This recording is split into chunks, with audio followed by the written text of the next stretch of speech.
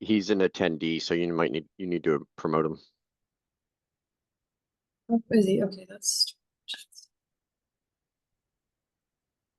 Oh, there's my attendees. Okay. All And it right, Tom, looks like Leah's over there too. I don't know if you need to promote her. I think.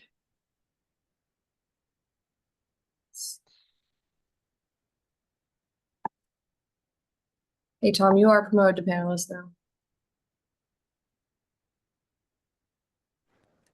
Hooray! Awesome. Hi, everyone. Hey, Tom. Good morning. Good morning. Hey, Tom. All right. Let's go ahead and get started. Real glad to be back here with you all today. All right.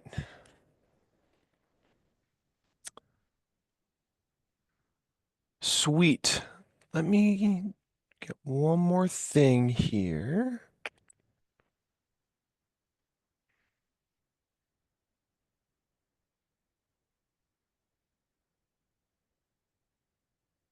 All right. I think first things first, let's go ahead and do a quick roll call to make sure that we have quorum. A couple people reached out to me to excuse their absences, so I still want to make sure. So there are a couple people who did reach out and say that they won't be able to join us.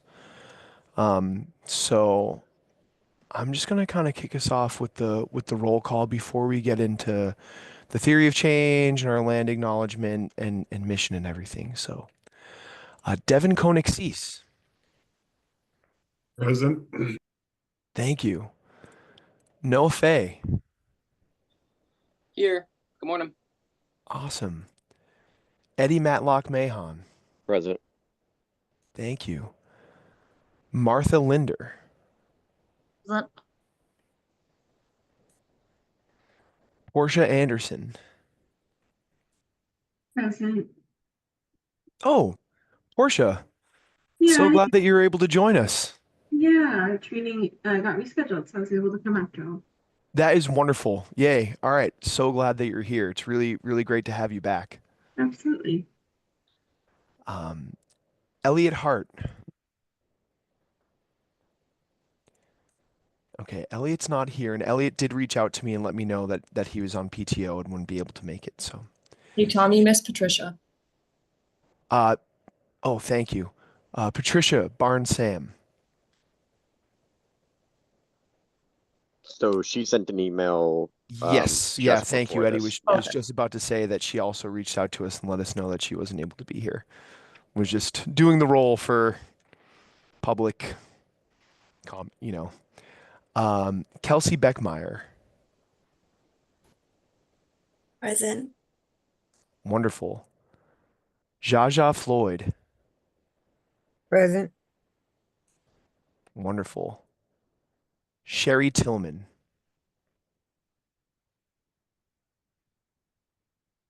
Okay, don't see Sherry here. Alex, is she perhaps also maybe in attendees? No, she is not an attendees. Okay. All right. So 1, 2, 3, 4, 5, 2, 3, 6, 7, 10. Right now, our committee has currently 10 members. So quorum for us would be half plus 1, and we have Devin, Noah, Eddie, Martha, Devin, Owen, Eddie, Martha, Portia, and Yes. Jaja. We're good. Way to go, everybody. Huzzah. Awesome. Okay, cool. Well, thanks everybody for the roll call. I'm going to move us right along here into our welcoming and land acknowledgement. So as always, we like to start our meetings here at KCRHA setting in our theory of change. Our theory of change is that if we create a homeless response system that centers the voices of people with lived experience of homelessness, then we can focus on responding to needs and eliminating inequities to end homelessness. The context for this meeting is, as outlined in the King County Continuum of Care Charter, the Coordinated Entry Committee will oversee policies and procedures. And also, sometimes my green Zoom, I think this happened to me last time too, but I just like to confirm that everyone can see this agenda PDF that I have up. Is that the one? Okay, thank you. Teams gives me like a nice big red outline of when I'm sharing a particular window, and I didn't see that for a second, so was like, is everyone looking at the right screen? I hope they're not looking at some other random document. Anyways, as outlined in the King County Continuum of Care Charter, the Coordinated Entry Committee will oversee policies and procedures related to coordinated entry in King County. The CEC will be responsible for identifying and approving policies and procedures that guide the coordinated entry system, or CES, in King County.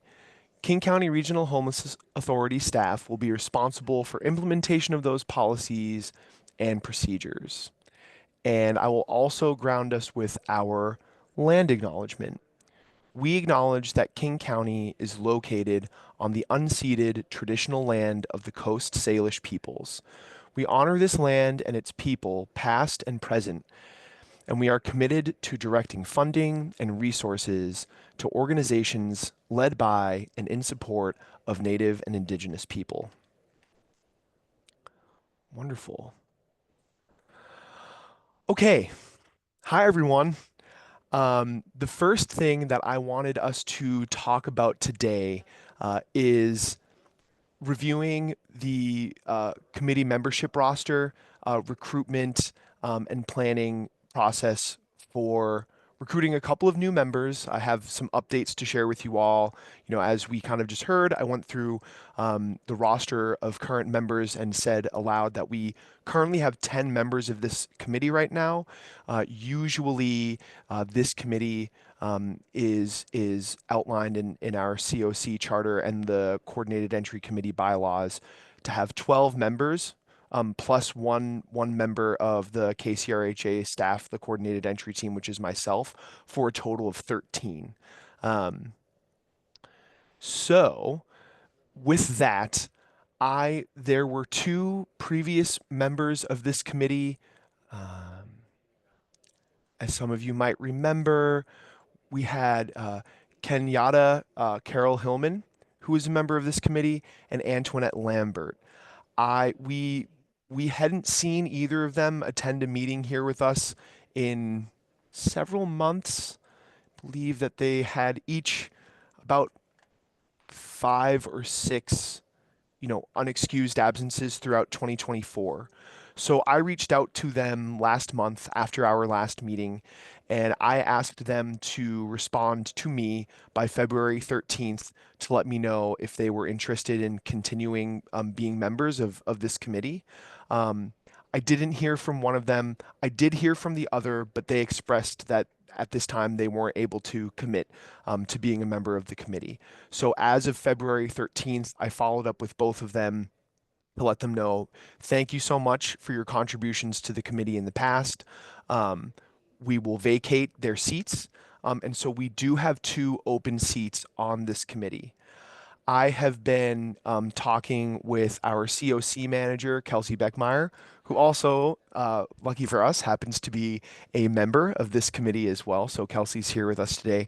I've been working with Kelsey and her team to kind of go through the process of how to, publicly announce that we have, and of course, as this meeting is public, that is going out to those of you who are here joining us from the public right now, and been working with Kelsey to establish a process for opening applications for membership to this committee. So I will have an update for all of you by the end of next week on how we are going to go about that process. I don't have tons of detailed information right now.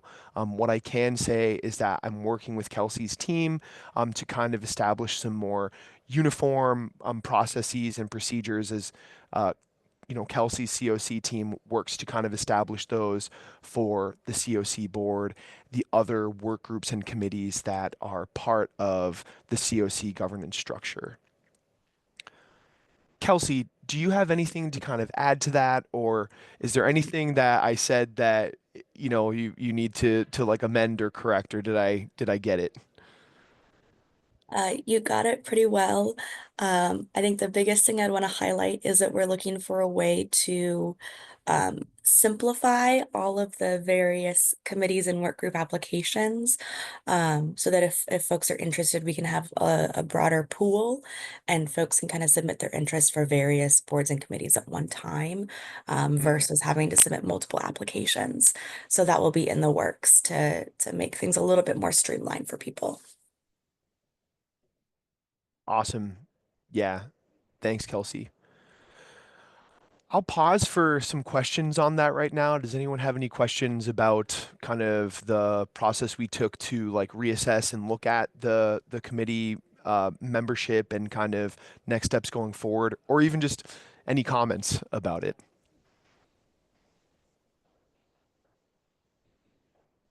No, I'm seeing a couple of shaking heads. No. All right, cool. Wonderful. The next piece of that is our continued search for a co-chair.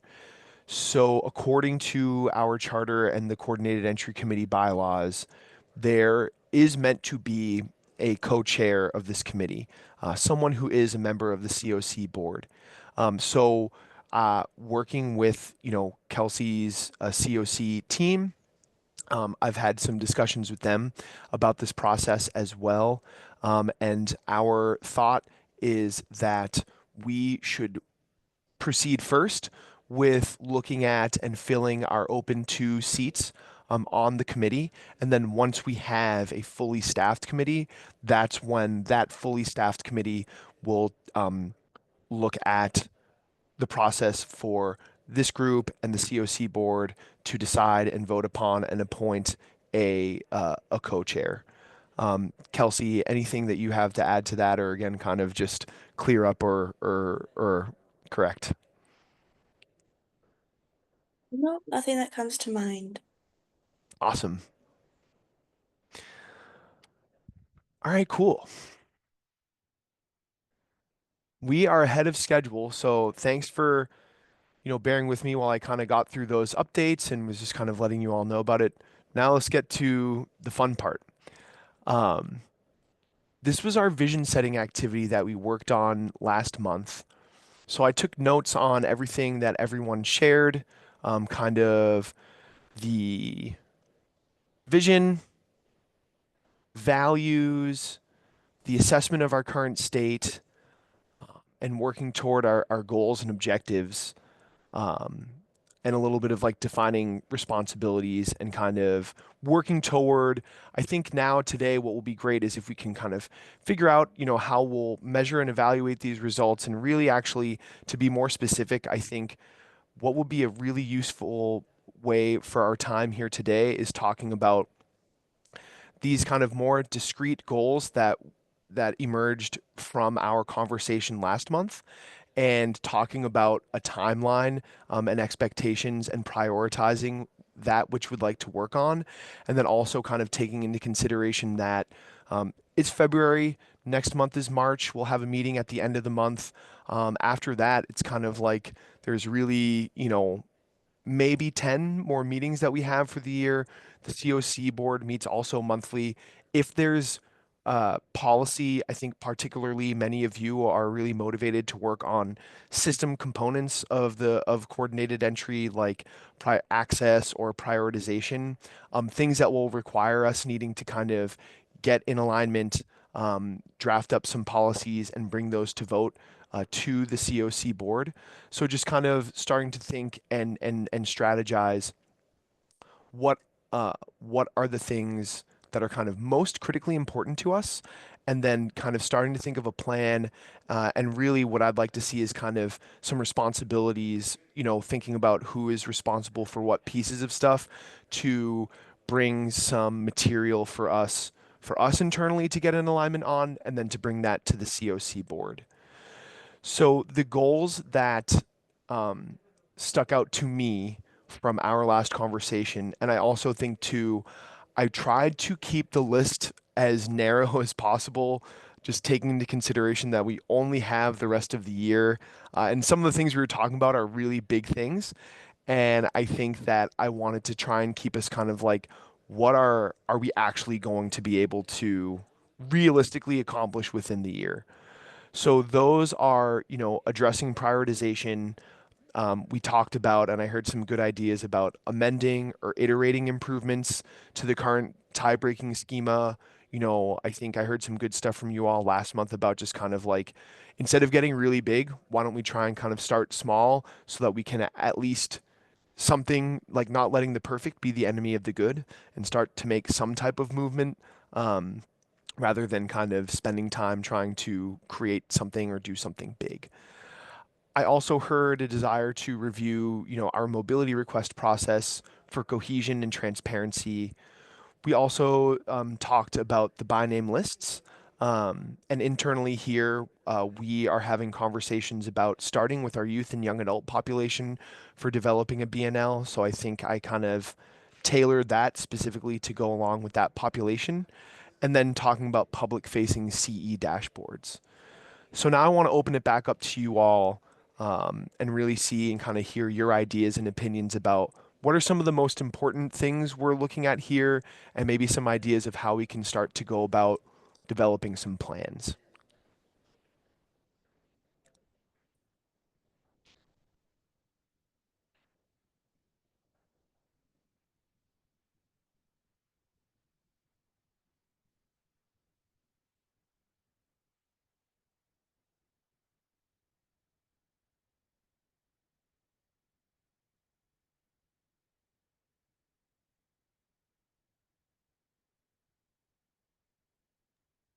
I can share.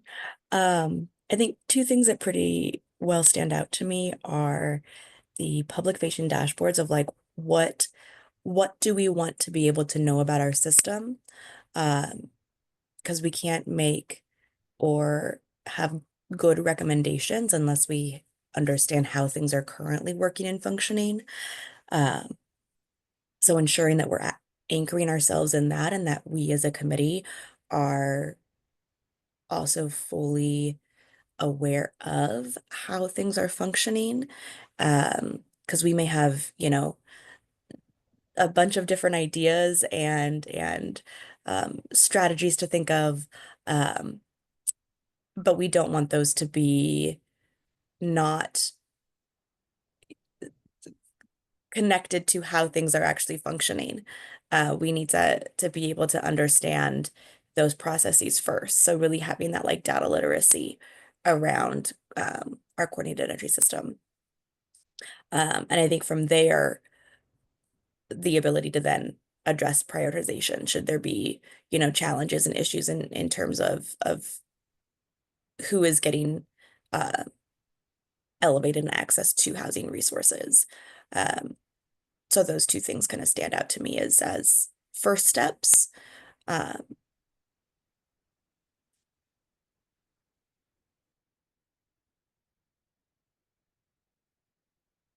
Yeah, thanks, Kelsey.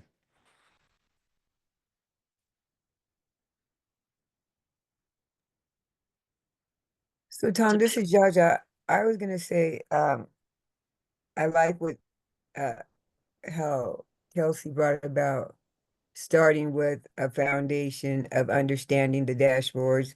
And then I was gonna say, if he didn't, the prioritization. But then I think we need to also look at reviewing the mobility request process for cohesion and transparency.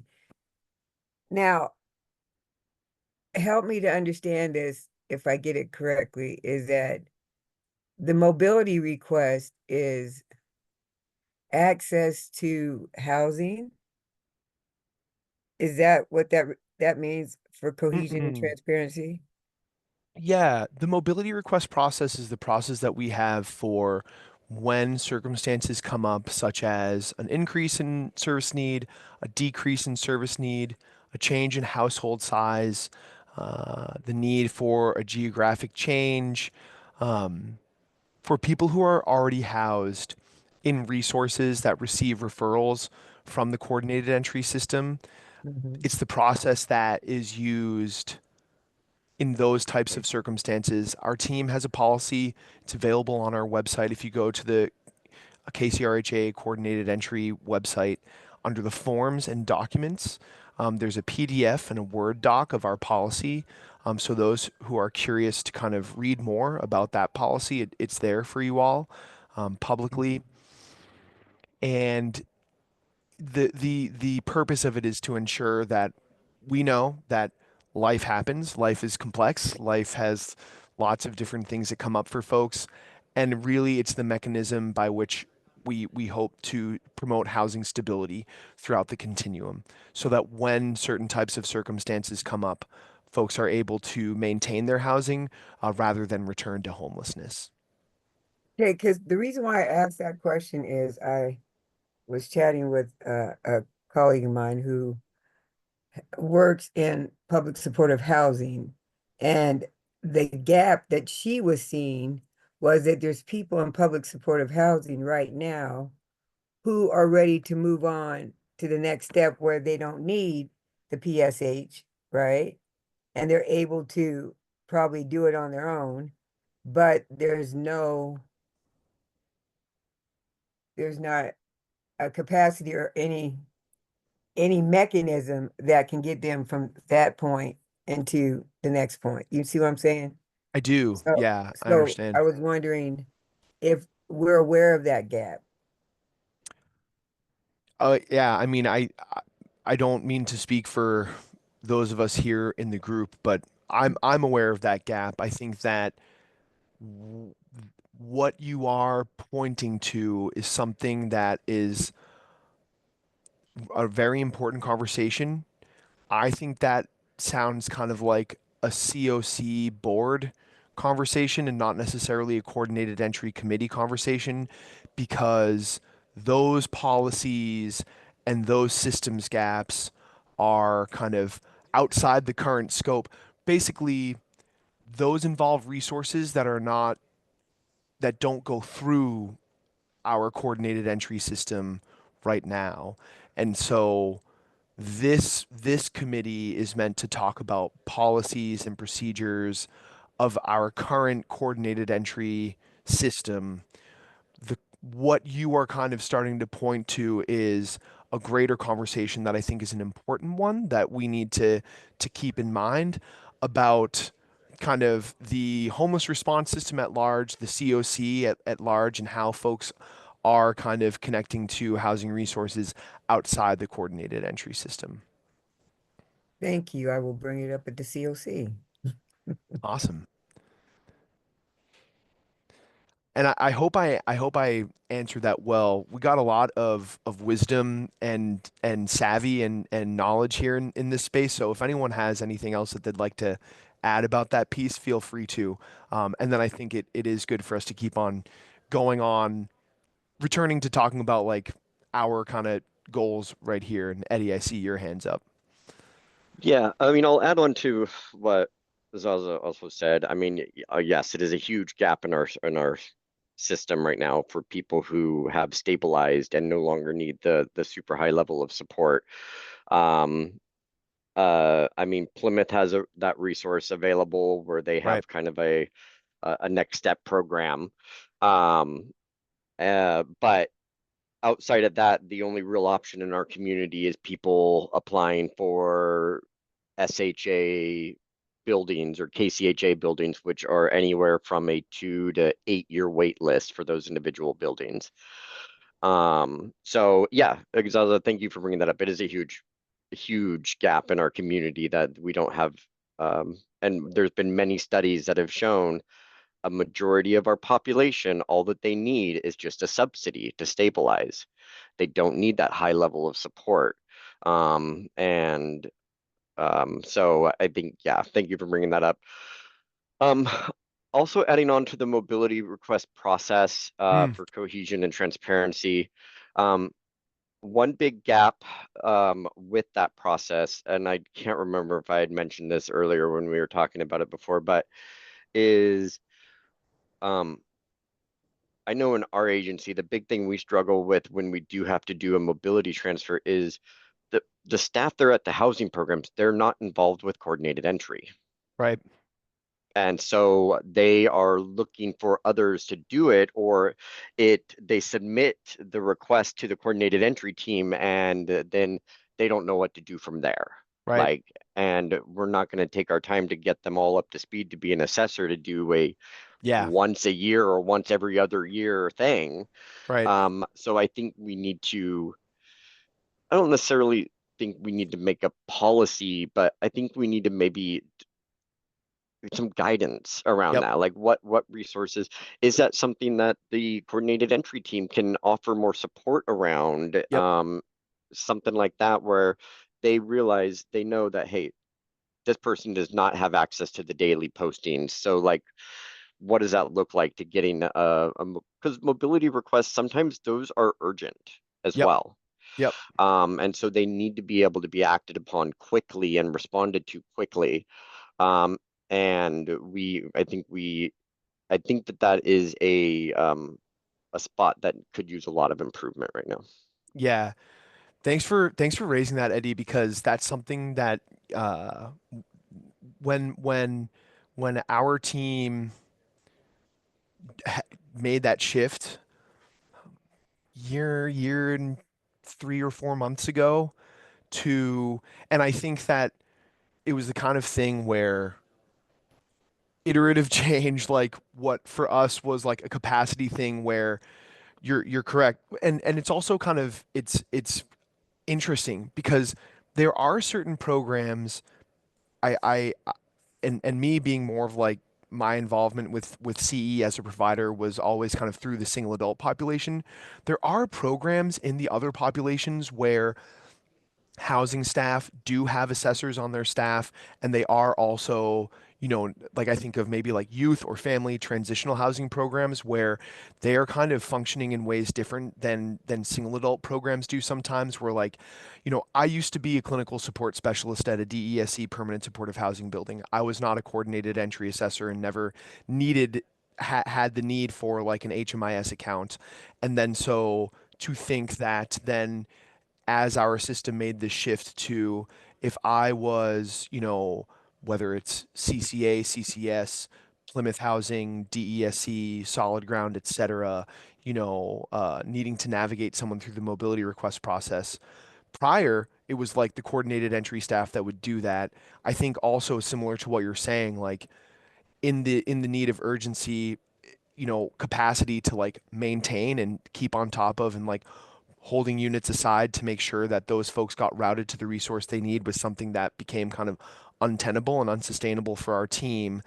This pivot to saying, okay, well, housing support staff, you please do that now, makes sense for some populations, but particularly in the single adult population, we see some strain there where we hear them saying like, I don't necessarily have an HMIS account.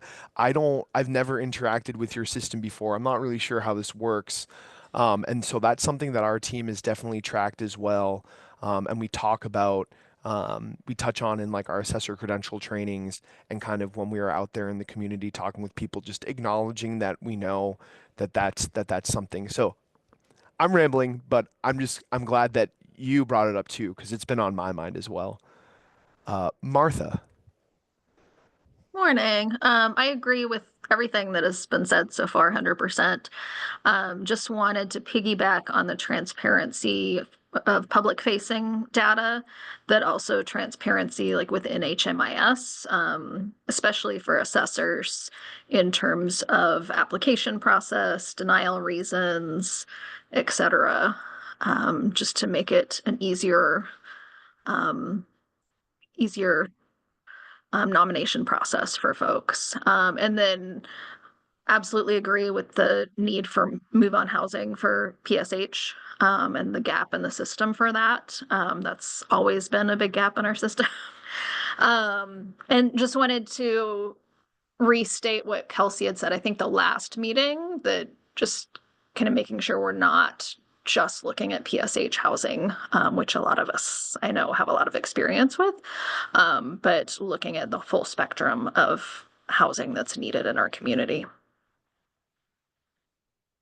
Yeah, so I think what I'm hearing from you, Martha, is saying kind of like there's need for, so the public facing dashboards is an important one for us to be looking at this year. We need the transparency, and then kind of using that data to address the systems gaps and kind of see to see the systems gaps. Is that Yes, correct.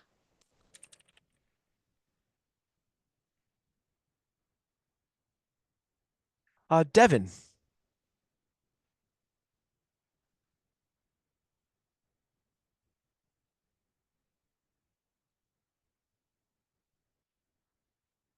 Oh, So sorry. I was my mind was looking for the Teams configuration. We're in Zoom. Yeah, good to see you all. And I think a lot of what I'm thinking has been shared already. And I am just thinking about, I definitely want to echo that the need for move on resources, especially for folks 62 and older. I hear that from like people I'm working with, conversations I have, that for older adults, there's a need for move on resources and also fewer resources for them. So I want to raise that. And then I do really love kind of like just grounding this in the public facing dashboards and what we can find from that, and also like looking at prioritization, but also just access and who's accessing resources and what are their barriers. And I think Martha brought up a good point of like, what are the denial reasons that are coming up frequently? And where are people getting stuck in the process? And so I know last time we had talked about some sort of like coordinated intake program or coordinated intake process using HMIS. So if that's something that could be explored, I think that would be great. And then just kind of lastly, looking at, I know that we had talked early on in this space about a prioritization methodology, and that had gone to the board, COC board. So just checking back on where that is, and that thread as part of this, if that's something that's still ongoing, like how does that fit in with what we're doing now, or kind of where do we go from there? So thanks.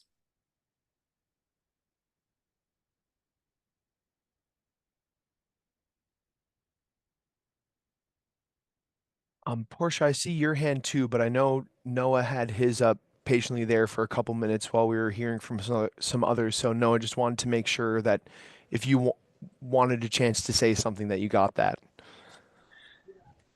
Yeah, sure. Thanks. I feel like I feel like a lot of this has been well covered, but on the mobility transfer, yeah, I think I share what's been said. I also think I see issues going the other direction of people being referred out of housing programs because they're being declared too high need. And I want to be sure that sometimes there's not a whole lot of transparency there about what's going on and how we can actually support this person. Both, are we honoring housing first principles and the kind of the supports that we've designed in our community to support people with these very needs, but then also just some of the lack of transparency around what the actual issues are. I feel like we're not setting people up to be successful if we say this person's having all these issues, but we're not going to get into the weeds about what they are, but want them to move anyway and like try to help solve that. I've seen examples where it's not clear where the mobility transfer is coming from. Is it a provider initiated or is it tenant initiated? And those seem to be very different things to me. Right. So I want to put some guardrails up on that. Yep. And then I think one thing that would be helpful on that is a lot of these kind of talk about dashboard and whatnot. I think it would be helpful to have a more clear and transparent understanding about what resources exist in our community and what they're designed to do. So we have more clear kind of resource mapping, particularly as it relates to service needs. That's long been kind of a sticking point. It's something I think we could get better at that would help with not just what I brought up, but what everyone before me has been addressing too. And I know we've talked about that over the years, but I think we can do more there. That's great. Thank you. Portia. Hey, mine is more of a question, and obviously like have been out of office for a while, so maybe this has been discussed previously, but I am in agreement with the, the importance of the public facing dashboards and that kind of pulling us into where we want to go with prioritization. And I'm just curious if we're wanting to make these data-driven decisions from what we're pulling from the public-facing dashboards, are there resources available to us for people to like be analyzing this data? Like, where does that work fall, I guess? I don't know if we have folks with that skill set. Is that being shared amongst this group? Is it, something that we could pull on from like local grad students who have background in this? Where are we pulling that skill set from, I guess? It's a great question. Thanks for asking it. So we here at KCRHA have a data and analytics team. They're called our community impact team. And actually, usually, I think maybe in the attendees, there's someone from that community impact team here to like take notes and listen to what we're talking about. And then my team works closely with theirs to kind of talk about the work that we're doing, the work that this committee is doing. They work closely also too with, Kelsey's COC team. There is also our kind of parallel sibling committee group of the COC governing structure is the System Performance Committee. And I see Kelsey's putting in the chat that both Kathia and Claire, who are members of our community impact team, are here listening today and taking notes on the conversation. And so there's like a whole kind of policy advisory committee governing our kind of like HMIS and data structure. That is, like I kind of mentioned, sibling to this coordinated entry committee. That's the System Performance Committee. And then also to like our data and analytics team. So they work with us to kind of, they're always, asking us kind of what's going on, what you need from us in terms of how can we develop products for you all to make meaning of and draw conclusions from the data that we're tracking. So that's kind of shout out to them. They are our partners in this work. And Kathia and Claire, good morning and glad you both are here. So thanks for being here to listen and take notes. Eddie. So one of the things Portia definitely said for me. So I want to around making sure that we had some around the public facing dashboards is data is great, but we need to have a plan of what we're going to do with it, basically. And more than just look at it. So I think maybe even developing like our goals around looking at this data and what we're hoping to be able to see. I think we probably need to, and I know we've talked a little bit about that, like what we're trying to see, like the denials, the racial makeup of the different referrals and all that stuff. But I think we also need to kind of see like what the state specifically, what it is that we're hoping to be able to get out of the data, because that's gonna shape what data we're getting to. And why, instead of us just kind of like throwing a whole bunch of stuff at the wall saying, hey, we want to see denial results. We want to see this. We want to see this. Well, I think we also need to just like, what's the goal of asking for that data? Mm-hmm.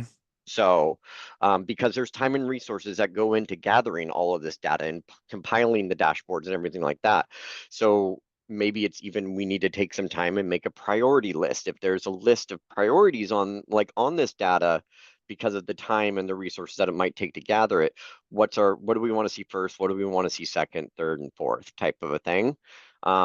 Maybe that's something that we need to also do. Going back to the mobility request, I think also part of the conversation around the transparency. And Tom, you've had me interact with you around this, around being on the receiving end of a mobility transfer.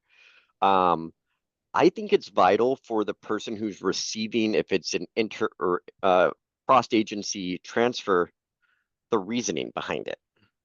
And I get that right now, the coordinated entry committee's policy that they don't share that information. But I think it helps to helps that service match. Like that way, us as the receiving end of that provider, we can say, hey, you know what? Like keeping, of course, in mind trauma-informed care, housing first, harm reduction, all of that stuff in there. Like, so you had these problems here. Maybe, hey, I'm not saying that we can't, but being transparent, you might experience those same things at this property because here's the population that is currently there. Do you think that they would do well there? Is seeing that this is the reason why.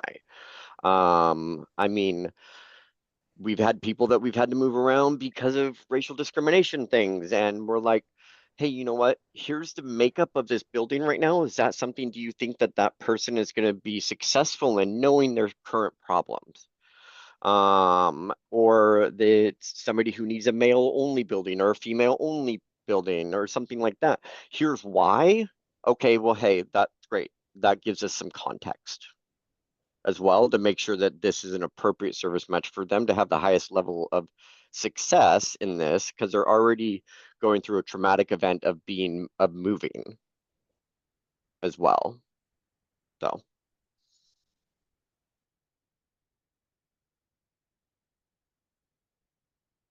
Yeah. Thank you, Eddie. I think that's an excellent point. In there, you kind of mentioned too, just kind of like our current practice. I just want to say and make, for clarity, that the only time that we share information about the only time coordinated entry shares information about why a transfer is taking place is when it was due to an imminent safety risk. So if it is an imminent safety risk situation, then we do kind of disclose the reason for the mobility request. I'm not saying like I think that is an excellent topic for something like this group to talk about. I'm not necessarily saying this to kind of like thumb the scale, so to speak, or kind of like bring like bias to the conversation, but just to provide some context. I think the reason behind our current operations policy of not usually sharing that information is because it can also work like you named some excellent reasons of why it's important for providers to know, and also sometimes too, like there's also risk involved with sharing information about why as well. And the way that I like to think of it in my mind is that if the provider that the person is transferring from, they are very welcome to share that information why, that the receiving party can ask the transferring party why this transfer is happening. It's not the coordinated entry team's role to kind of put that information out there. Like if those two teams will facilitate case conferencing or, like a care conference to have that conversation. But anyways, yeah. No, think and I actually absolutely agree with you there. I mean, unfortunately, in our community, I'm just going to call it out. There are some providers out there who will say, "Oh, this is going to be a problem. I don't want it." If we share that up front. I mean, I know you can't Yeah. say that. I can. Yeah. And that's a shame that we have to have that we Right. can't just be able to share the struggles that maybe somebody has had or the true reasons for it. And one of our partner providers to be able to say, hey, you know what? I think that they'll be okay here. Or like, you know what, we're willing to let that person have a chance here. They might have those same struggles here, but Right. let's let them have a chance. And Right. it's a shame that we don't have we have providers in our community that will say, no, we're not going to let them have that chance. Right. So I get that. I hear I you. totally get that. I hear you. No, I see your hand going up, and I'll call on you in just a second. I kind of wanted to just bring us back in here for just a moment to say that this is all really, really good stuff that we're getting down here. And I think it's important. What I'm kind of noticing and seeing is that there's a lot of inertia and focus from this group on some of the data and dashboard elements of this conversation, and then also to this like mobility request process. I am going to kind of go out on a limb and say that a few of you have just re-highlighted our desire to talk about prioritization. I'm going to kind of say that this desire to talk about like mobility request process is also kind of part and parcel of like our review of system components of coordinated entry. The mobility request process is a system component of the coordinated entry system. And I kind of want to bring us back to like the result, the goal that we're hoping to get from this conversation today, which is one, to look at and see what are the top priority projects for this group for the year, and then how much time do we think we're going to need to work on some deliverables for these projects, and then getting closer to a timeline and looking at responsibilities and work plans.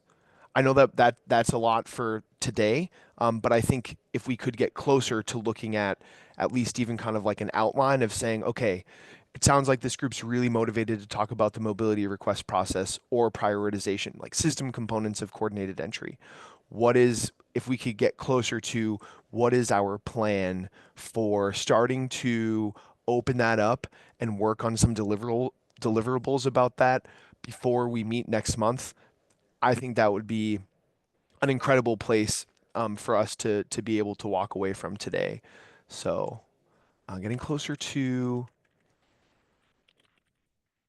work plan with responsibilities. And then Noah, I'm sorry, I jumped in before you there, but was there another thing that you wanted to add as well? I was just gonna, so I'll just super briefly, yeah, on the mobility stuff. I with what Eddie said, I think on the other direction is providers who want to say yes, but aren't getting information from the provider who's asking the person to move in a way that calls into question, is that provider sticking with the housing first low barrier orientation that we're supposed to be implementing here? Yep. And then exactly the point of how do we make sure this person's successful? So I think I lowered my hand because I was going to say the same thing, but then I couldn't resist to say it again. No, but it's good. there's a lot there that I think we could get. We could honor the intent and get better at serving people if we made that process more transparent with more clear expectations. 100%. I'm gonna kind of go here and retool a couple of these pieces here. So addressing system components.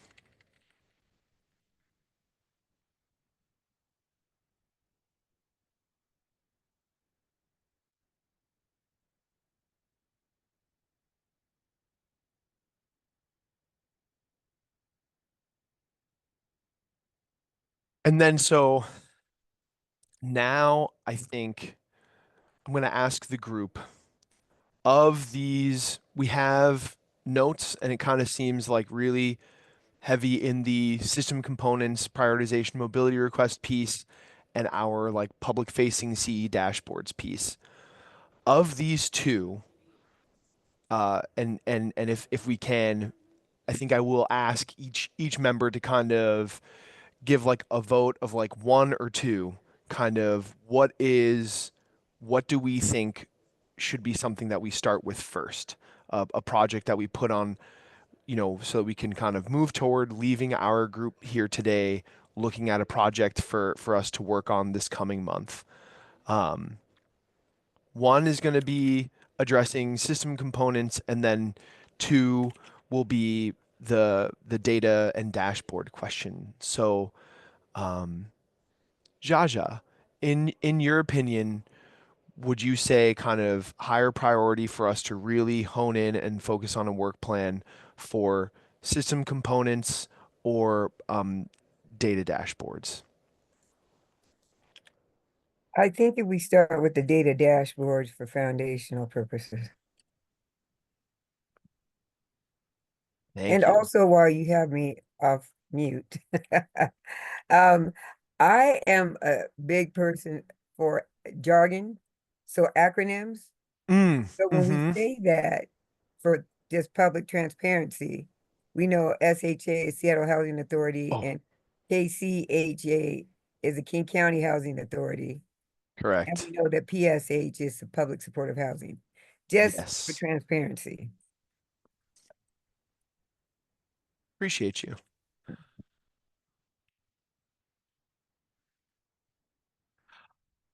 Okay, Eddie, 1 or 2?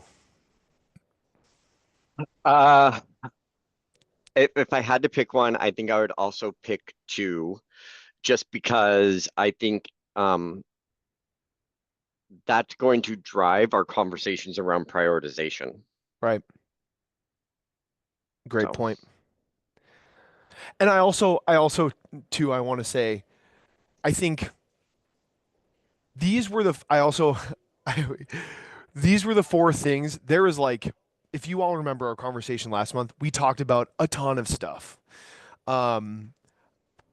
I love my job. I hope to be here for, like, it's like I'm motivated, and I hope that you all are motivated and, wanting to be a part of this community and part of these conversations for a long time and more than just the year of 2025. I think there's a lot here for us to work on, also looking into the future.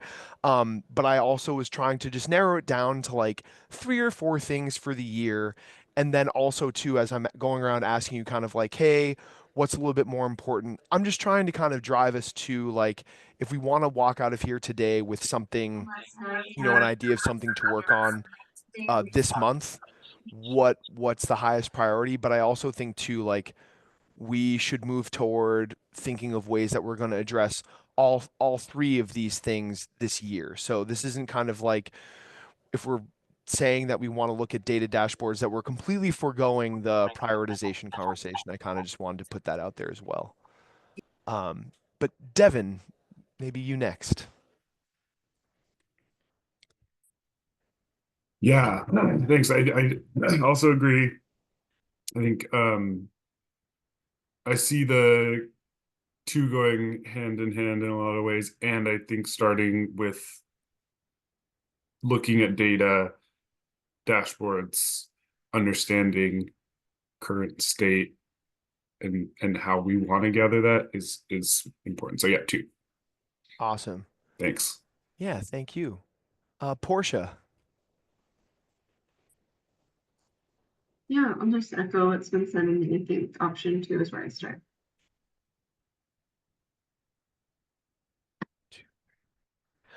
Sherry, glad that you're able to join us.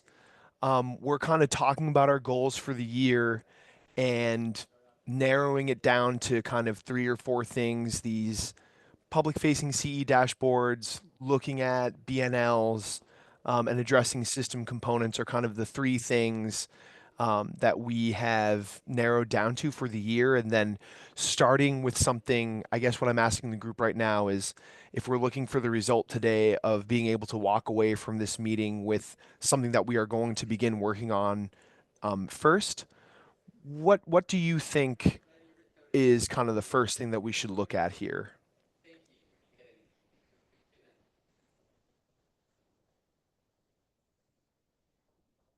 And since you have full-time work, Sorry, I would say outreach team. Probably. I just got another meeting, so I'm trying to get my thoughts together on Yeah, this. it's okay. If you want, I can keep going through and then I can come back to you in a minute. Please. Awesome. Please. Yeah, no worries. Noah, how about you? I'm gonna buck the trend. I want to do one. Okay. I don't dislike two. I see value in two. Yep. I have found sometimes we get a little analysis paralysis and would rather do stuff and measure it than try to measure before we do. Right on. Thank you. Martha, how about you? I am torn. But I guess I would probably lean towards two. Okay. Kelsey.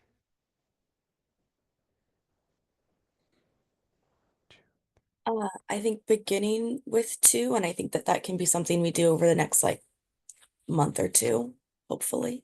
Mm-hmm. Great. Okay, awesome. So yeah, so it's looking like folks are really starting to want to kind of sink into and look at data here. And then I also really in the spirit of what I was just saying before about how this is not saying that we are foregoing kind of these other projects. We can actually even commit some time. We have a whole nother hour scheduled for this meeting today. And I think that if we can talk about if we can make some progress in looking here at how we want to start, I think Eddie asked us and put some great questions forward about like what is it that we want to be measuring? What are the results that we're even kind of like looking for? If we can start to craft some plans and ideas around that, and then we can also start to look at this like system components conversation as well. So I'm going to take us to that place now then and say two things. Oh, Kelsey, go for it. Complete what you were gonna say, then I'll go. Okay. I think I have two things for the group. One is this question of what are the things that we hold on, sorry, my computer screen's doing something weird here. What are the things that we are hoping to look at and measure, and what are the pieces that if we were to have like a public facing coordinated entry dashboard, the key measurements that would want to be looking at and talking about? And then also the other question that I have is what do we need to maybe even ask those questions? So let's think about that for a second. Then Kelsey, go on and say what you were going to say. And I think this aligns directly with what you were asking, but would propose that perhaps for next month, we get some insight from our community impact team about what are the limitations of data that we have in HMIS? So what can and can we not easily know? And from there, we could then use like the second half of that meeting to state and like build out what it is that we want to be seeing. So I think we really need to get anchored around that. So making sure that we are not asking questions that we just do not have data to answer, as that will not be useful.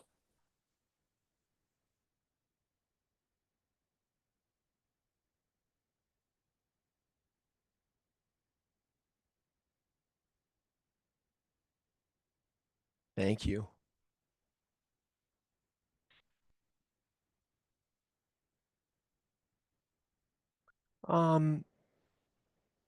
Opening it back up to the group, what are some of our key metrics? We had that great question about kind of like what are we, what is the goal of asking for some of this data? What are the trends? What are the things if we were to have a public facing coordinated entry dashboard? What are the things that we would want to see from that?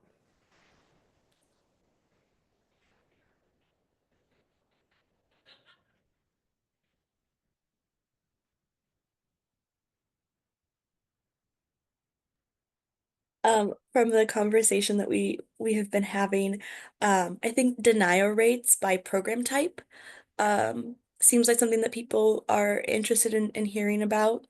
Um, as well as like exits back to homelessness by program type as well. I think it's important to know broadly on our system, but I think it's also important to know, from rapid rehousing, from transitional housing, from different program types.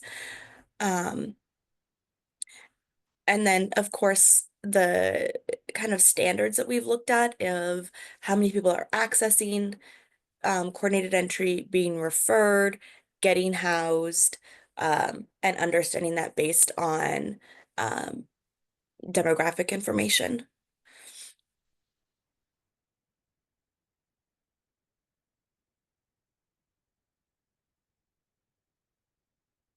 I'm so sorry, Kelsey, because I can hear it in your voice that maybe speaking is painful right now, but can you just repeat that little last piece again one more time? Yeah.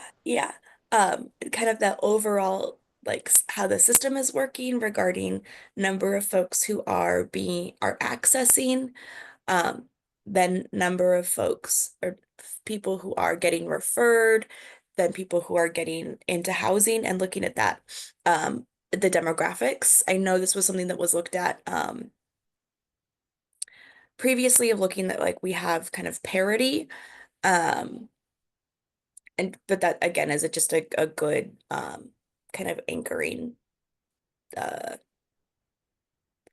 data point. Awesome. Thank you.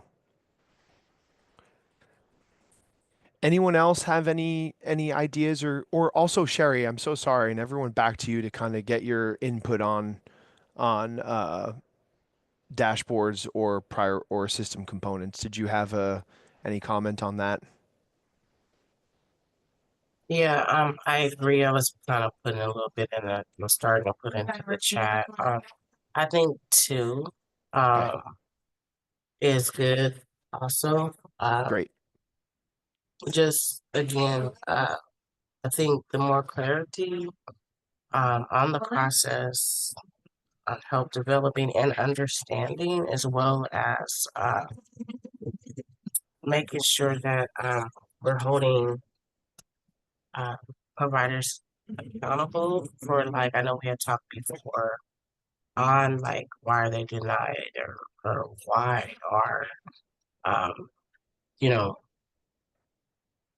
they were exit, like instead of just put there, but more clarity on why, and then seeing how like we can support, how we can develop to still be able to support those people in those folks in those situations.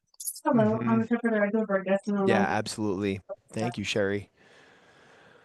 So it's kind of sounding too like people are coalescing around this data around exits by program type, denial rates, and then kind of this overall like how the system is performing, number of folks accessing it, number of folks of people, number of folks getting referred, and also looking into demographics.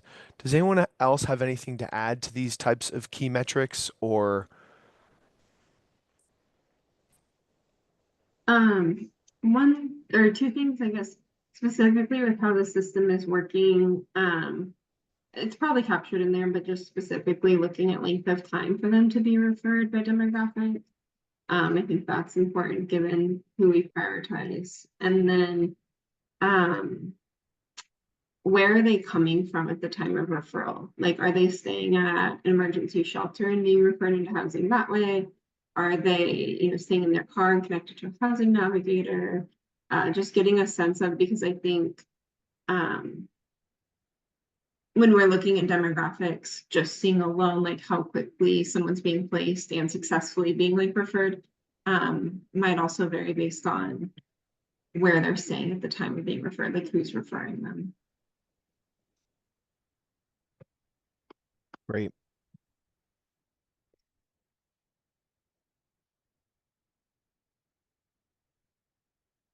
Cool.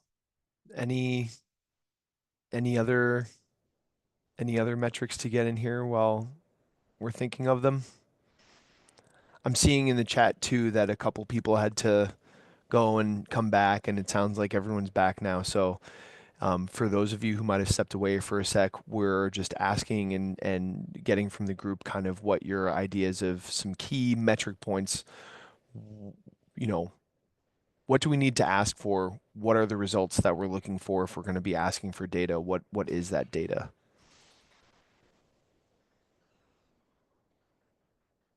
The things we've talked about are denial rates, exits, kind of an overall look at the system, number of folks who are accessing, number of folks who are getting referred, looking into demographics with that, the length of time it's taking for folks who are, getting a referral, how long it's taking for them to move into a place, and where are folks coming from, and how are they, how long are they working with navigation before they're able to move in somewhere. Anything?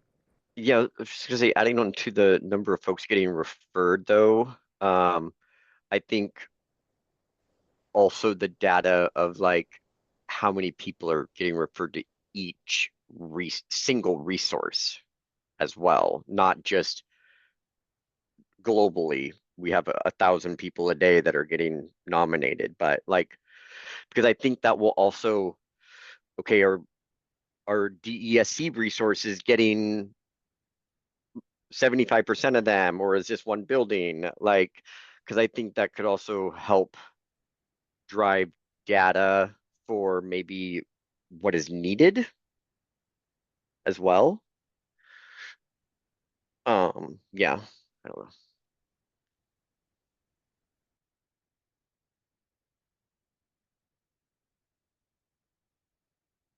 Sweet.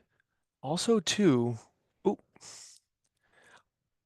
the fact that Zoom isn't doing this thing where it's giving me the like outline around my screen to let you know what you all are seeing is like, can I just get confirmation that you all are now seeing this like KCRHA page here? Yep.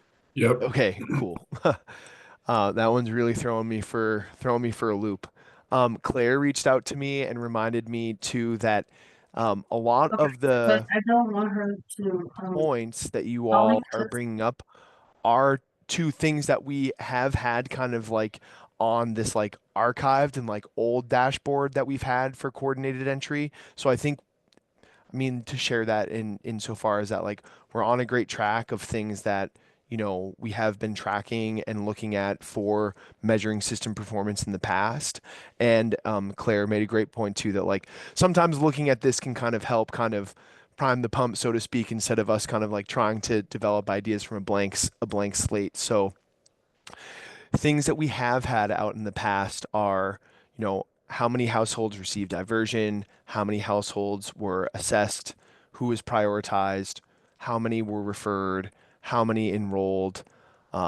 So that's consistent with information that we've seen in the past. I think the denial and exit information, I don't know. The dashboard will take a sec to load, but it's been a couple weeks since I looked at this, so I can't remember if that was information that we did have publicly available in the past too. So I think that those are some good pieces as well. But Sherry, your hand was up. 623. Yeah, I wanted to say, I do think it's irrelevant, like how long, like the data to see how long, folks have been unhoused. Like, I think like that's important.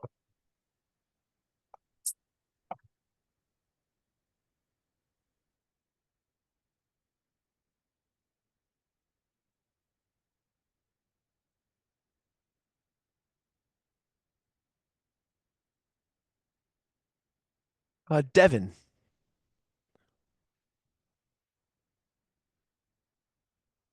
Thanks, Tom. Yeah, no, I think what Sherry said kind of gets what I was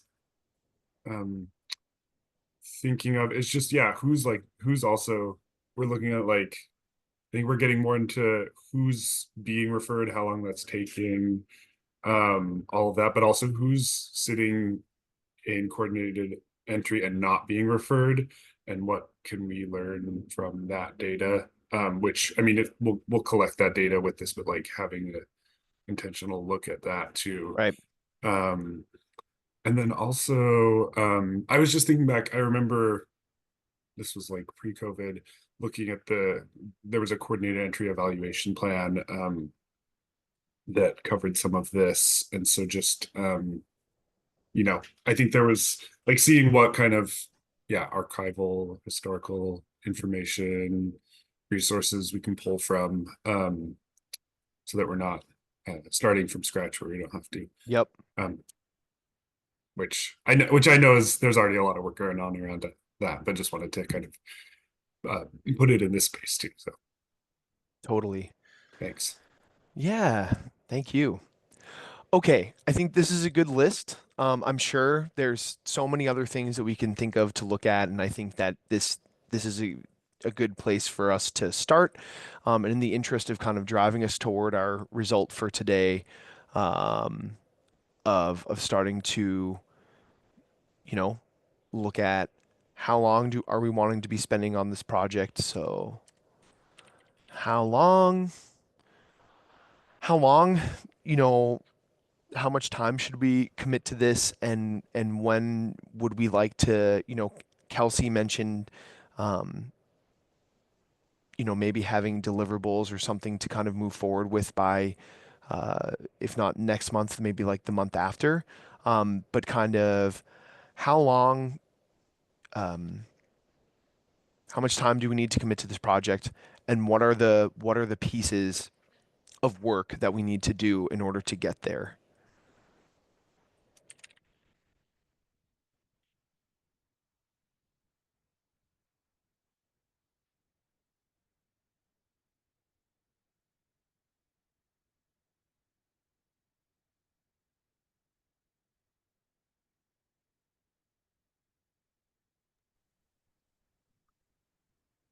So Tom, my hand's up, and I just wanted to say, can you tell me how long we have for this year left?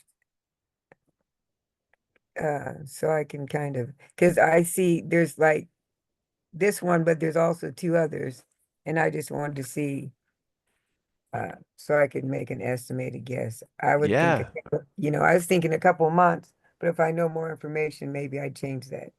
Yep. Well,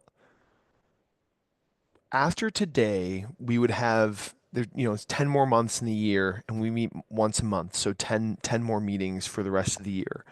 That said, things usually get tricky around the holiday time, and I know that was something that we kind of experienced some turbulence with, like at the end of last year, rescheduling a meeting or two, or like combining. I think this group, we like combined some meetings at the end of November and beginning of December. So, I mean, it's kind of like best case scenario, we have 10 more meetings for the rest of the year. In my mind, I've been thinking realistically, it's probably looking more like 9. And so kind of like taking that into consideration, you know, that's going to, like, if we have 3 projects that we want to work on, we're starting with this one. I also think too, like, we identified this one as the highest priority. That's why I was also saying, like, I think Noah raised that looking at prioritization, looking at system components like mobility requests, also really important to this group. So definitely going to need to be working on some things concurrently. Starting with this one, I think we were kind of talking about some kind of like, do we measure, cut, measure, like that kind of thing. But I think it might have to be that we're kind of doing some of that stuff concurrently, to make sure that we're able to work on some of these things and have enough time to bring them to the board. Does that help, Jaja? Yeah, and what's you saying that I would say 2 to 3 months, but Okay. yeah, I'm going to say 3. okay. I think experience shows that it's kind of like, if you're thinking maybe it's 2, let's just add that third one on there to be safe. Things take time. So, okay, so if we're hoping to kind of get some clarity on, okay, and then also too, I think, um, we have knowing that these are things that we're going to need to be working with our community impact team on. My team's already working on with the community impact team on some of these things for our, coordinated entry evaluation. So, thankfully, a lot of the questions that you all are asking are things that, our team here is already kind of working with them on. But yeah, kind of what's our first step? And well, actually, sorry, not our first step, but what's this group's responsibility? What is it that we are hoping to do with this data, and what's our responsibility in collecting it? Is it literally just you all are thinking, hey, we want to construct these items and we're requesting to have these numbers, or are there other things that you all are thinking is a role or responsibility that you take in kind of taking a step toward having a coordinated entry public facing dashboard?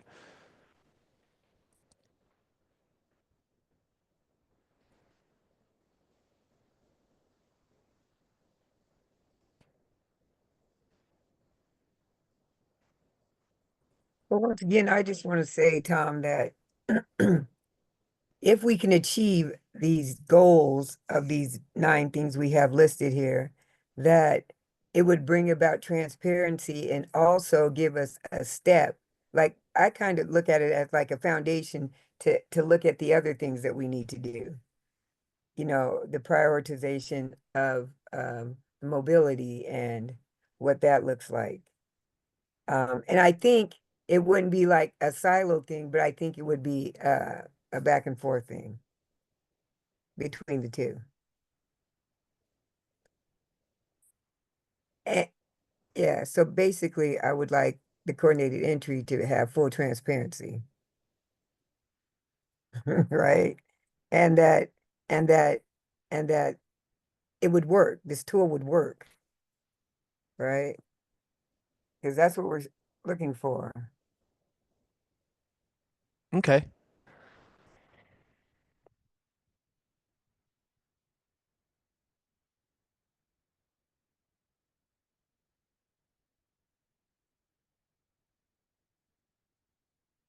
Okay.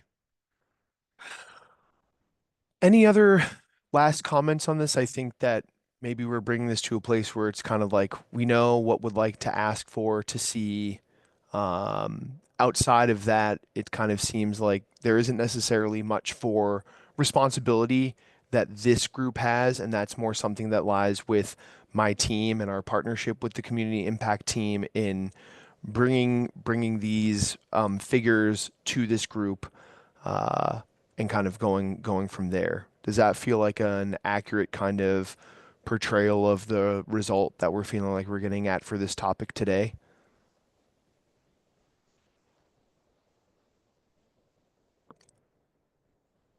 Seeing some nods. Eddie's got a thumbs up. Cool. Okay. Let's then go and talk about this addressing system components piece. Unfortunately, it sounds like Noah had to jump and isn't with us anymore. But we still have, 6 members here. Sherry, actually, shout out to you for joining, because we're still at a full quorum here for our meeting today, thanks to you being with us. Even though Noah had to run. Bringing it back to kind of looking at what is the result that we are hoping to have from talking about moving toward a work plan and a timeline for addressing system components. What is the result that we'd be hoping for to have today, around taking a step toward a plan on working on this together this year?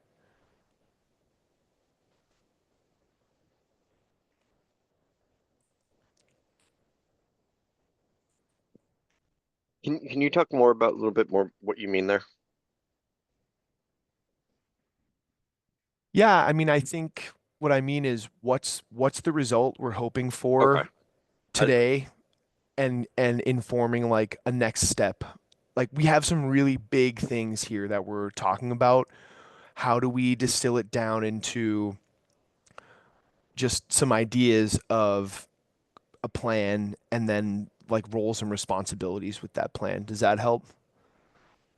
Yes, yeah, I just wanted to make sure that I was on the same page and if, yeah, so. I'll get back to you in a second.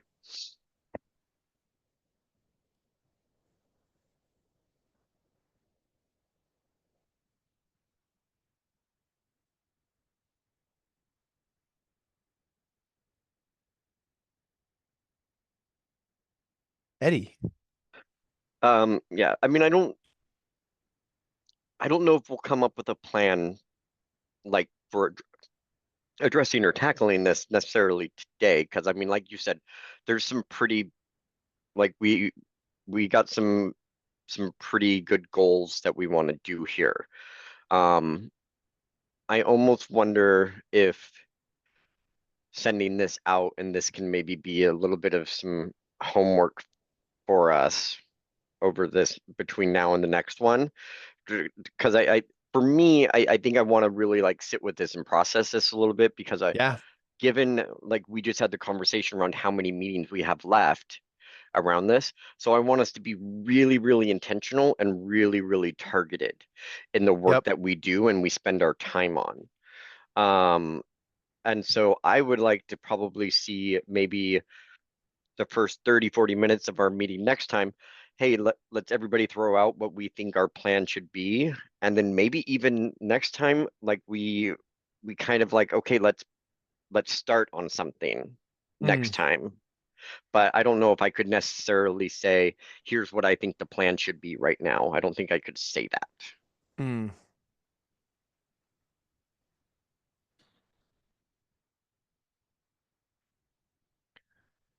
Yeah.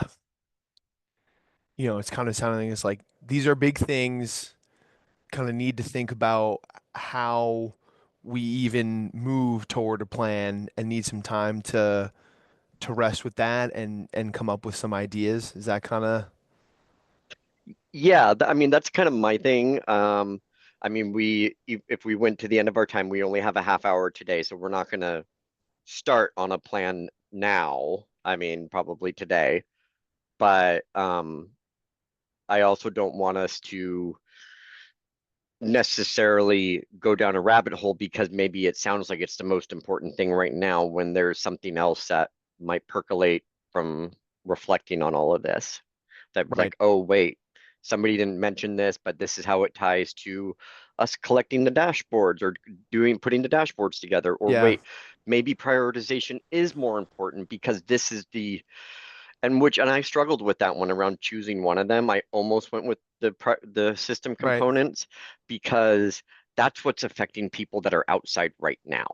Right. Right. Right. And I completely agree with Noah because I've seen that and even my own agency.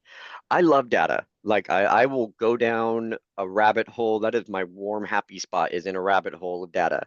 Um, and I have seen myself get stuck there. Like, okay, we're looking at all this stuff, and then next thing you know, it's 6 months down the road. What have we done with all this data that we've been reviewing? And there's been no action on it. So like that's kind of also the other side of like why I think I want to, for me, I want to reflect on this a little bit more to like be able to come back with a better formed answer instead of Yeah. something that might just be emotional right now.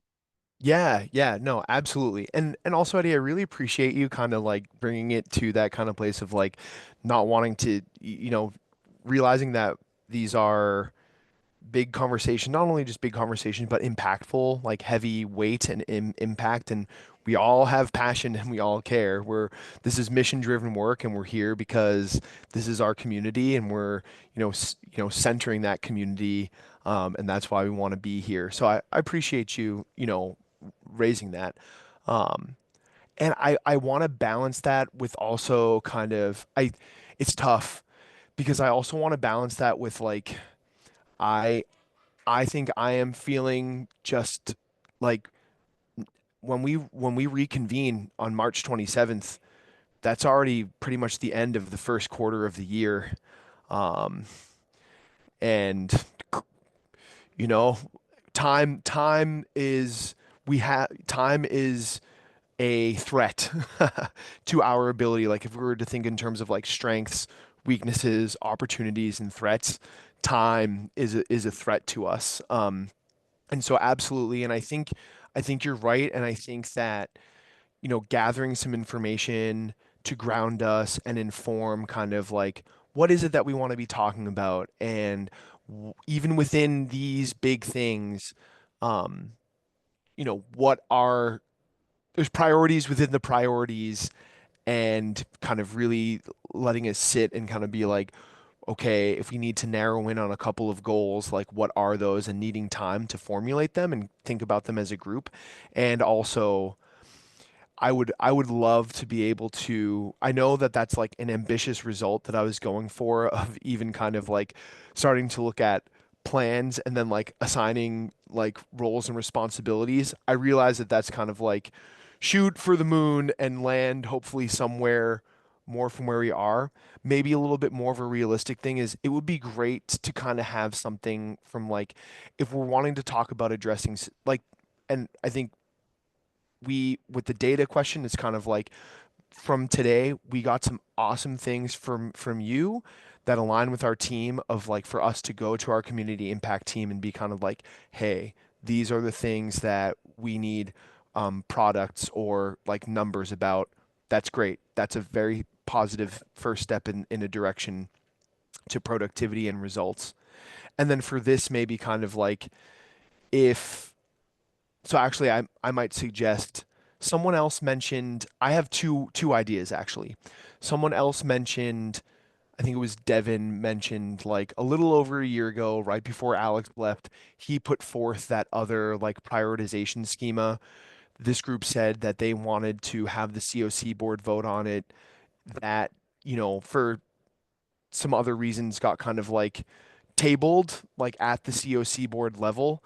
And maybe it's kind of like, do we want to next month, do we want to kind of like see if we can bring that conversation back, or do we want to go in a different direction and say, instead of looking at that prioritization schema, like, is there something else that we want to iterate with like the current tie-breaking schema that coordinated entry is using? Maybe kind of like giving some choices like that. Yeah, and I was gonna add, I mean, I mean, I think that's a great idea for us. We can definitely, because that's an actionable item that we could take care of starting next meeting. We can at least start reviewing some stuff and figuring out what we want to do around prioritization. And as you were talking, I was thinking about another, at least actionable item that can happen in between now and then. And you talked about that, the community impact team. Like we've said, hey, here's our grand plan. Maybe now that they can take that grand plan and they can Grand say, plan. here's here's what that would look like to make this actionable for us. Here's what we can do right now. Here's what would take 2 months for us to do. Here, like maybe they can even come up with a work plan within their own team of like, hey, here's what we're asking. Here's what that would really look like for us to be able to get to this. Maybe that's something they can do and bring back next month.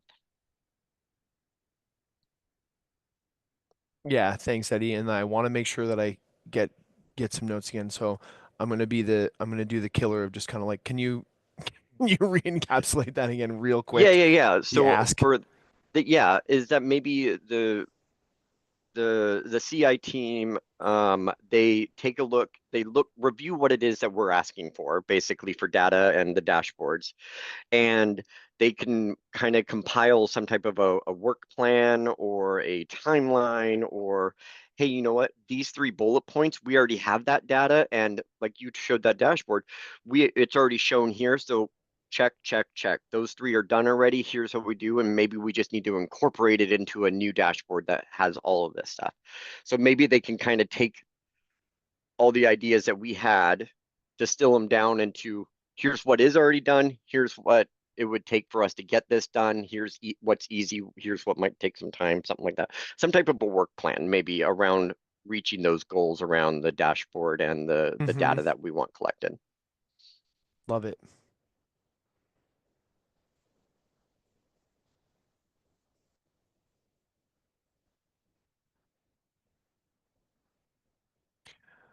I'm gonna take us back to that question that I just asked before too. I think so maybe something concrete for next month when it comes to like the system components prioritization conversation. There's prioritization and there's mobility requests. What about if for next month when it comes to that conversation, if I prepared some stuff of looking at like, this is our current mobility request policy.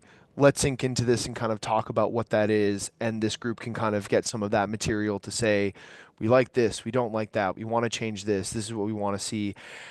I think that for mobility request. And then I also think too, one thing is there's for prioritization, there's the possibility of looking at the policy that we had looked at about a year and a half ago. I also think there could be a way in which maybe we talk about, okay, there's that possibility. Then there's also the possibility of looking at what we're doing right now and iterating from there. Because I just remember some of you all last month were talking about how sometimes doing that whole scale, like massive, big kind of project is really lofty and wonderful, but it's really huge. What about like I think it was like Noah who mentioned last month, just kind of like trying to get some like layups, almost even just some like small wins, like something that my team talks about sometimes, and I've heard come through the community as well, is our current tie-breaking schema and coordinated entry goes the person is prioritized who's had the longest length of time in their current episode of homelessness, and then two, whether or not a household is actively fleeing intimate partner violence or domestic violence, and then third, whether or not a household is sheltered. And so, you know, when we're talking about permanent supportive housing resources, it makes sense to prioritize those who have been chronically homeless for the longest. That is a uh, I'm not saying that that's the most equitable and best way to prioritize, but that is the way that's being used right now, and that can make sense for permanent supportive housing resources. What it doesn't always make sense for is rapid rehousing resources. If we are administering rapid rehousing program in our community right now, and the way that that programming is administered is really more tailored to folks who are hoping to gain stability only after a short-term rental subsidy. Prioritizing those who have been in the longest episode of chronic homelessness might not, or I personally, this is my Tom opinion, isn't really like the best way to do that. So there's also something we could look at in terms of saying like, do we just amend our current schema to say, let's change that for rapid rehousing. We want to get together and propose something different and then have the COC board vote on that. Like that could be an example of something that seems a little bit more like smaller bite off to chew and something that we could start to work on here to get some inertia together to bring to the COC board. How does that sound? I mean, I'm not saying that idea. I'm just saying kind of looking at smaller things like that.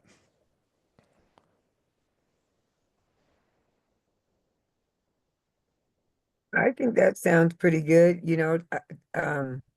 biting off little pieces and and getting the wind, right? Getting them done.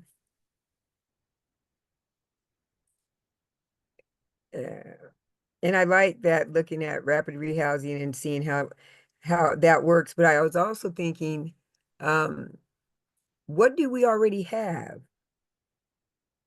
You know, and that's when you said you would bring us that information that we already have on what is it, prioritization?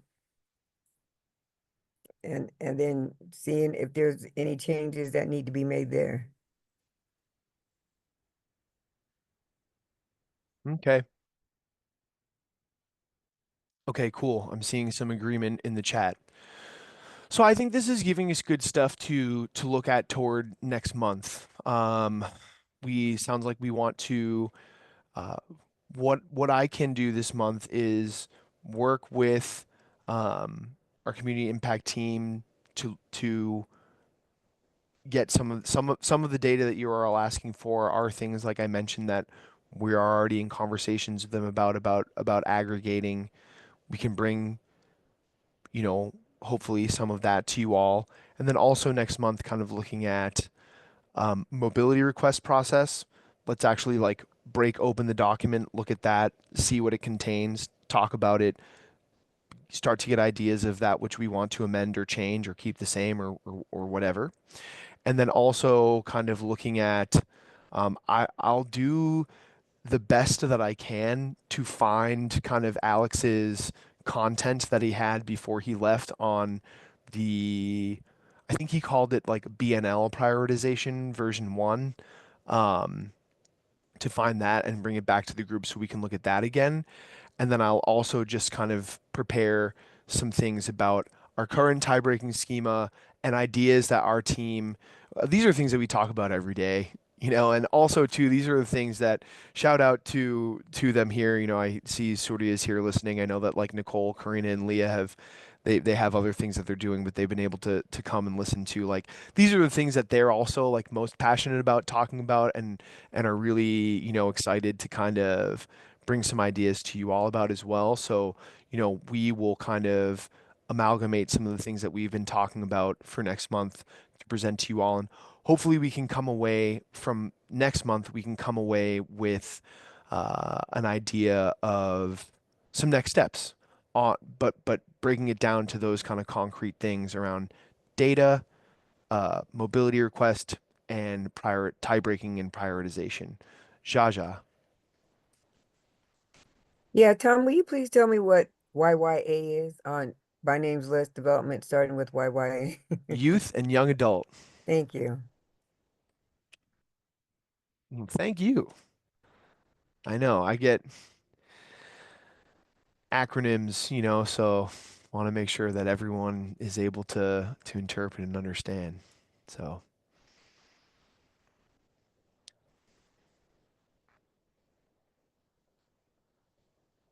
okay. Well, we're here at 11:40. Um, I I have an admission of fault to make. This is on me. This is my mistake. I forgot to circle back with Daniel this week to make sure that he'd be able to be here for this meeting to give us his update. So I'm also gonna table that for this week, and we're gonna move that to next month as well. What I can tell you all is, so actually I do have a couple of updates or just announcements to share. I'll move that to next month's because that was my fault, and I'm sorry about that, for not being more prepared with that. But also too, we can have basically the system performance committee, our team, the community impact team and Kelsey's COC team did a lot of work last year to work on a parallel data HMIS system for our coordinated entry domestic violence DV CHAP system. And Daniel and the system performance committee have like a written update, kind of just like giving you all as a sibling, you know, policy advisory committee work group, an update on what they worked on, what the implications of it are, what it means for the community, and just in the interest of having a healthy, vibrant COC governance structure, just wanted to keep you all in the loop of what all of that means. We have some written updates and correspondence that we can share with you all about that too, but I think it would be great to have Daniel be here so that he can kind of speak to it a little bit more and answer any questions that you might have of like what that means for the community. So we'll bring that back next month. There's another thing that I was going to say in there too, but I can't remember.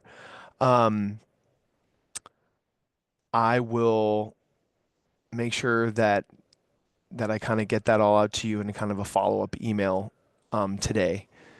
But other than that, if there's nothing else for the good of the order, if anyone doesn't have any last comments, questions, anything, we can go ahead and give you 15 minutes back for your day here, and we can wrap up early.